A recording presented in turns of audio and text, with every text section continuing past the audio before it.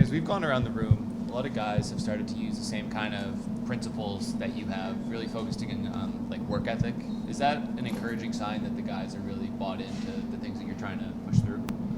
Well, yeah. I mean, again, I think our identity, the LA Kings identity, and that's certainly one of them. You think you go all the way back to winning the Stanley Cups, that's where it started for them, and then it's rolled right through. We got off it, so we're saying the right things, but the things that we're saying are principles that have been long-standing principles for the Kings. So you had an analytics video company before, years back.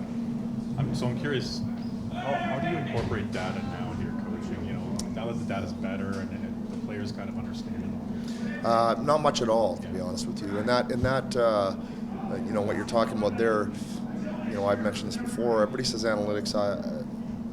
I don't see it as that. Those guys were watching hockey and doing something a little bit different. So they were.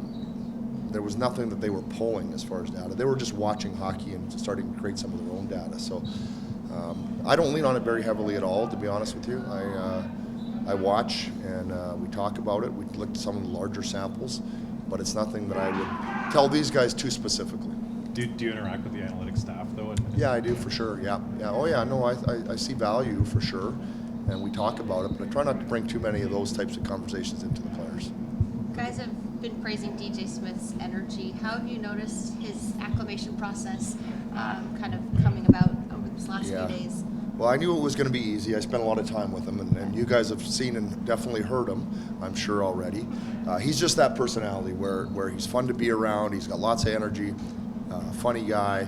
So I knew that would be seamless. And I think, beyond the stuff he's adding on the hockey side, I just think that's just good energy over a long season, just to keep people's spirits up and laughing and getting in the right frame of mind. Jim, a couple of weeks ago, you played Buffalo. Kings had a 3-1 lead early.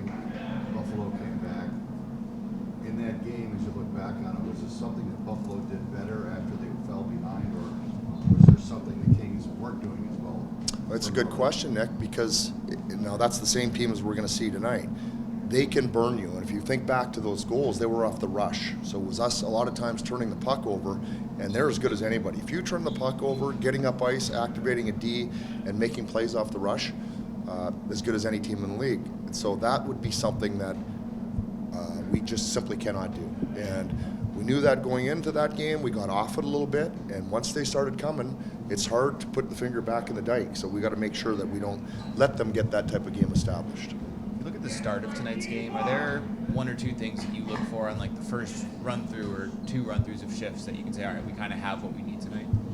Well, we want energy. We want to see our wingers, in particular, our wingers, because we believe we've got really fast wingers.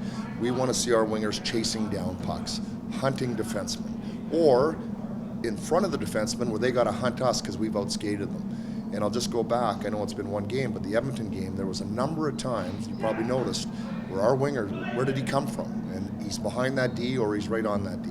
That, for me, is probably the best indicator if we've got our legs and if we're doing things the way we want them right out of the gate.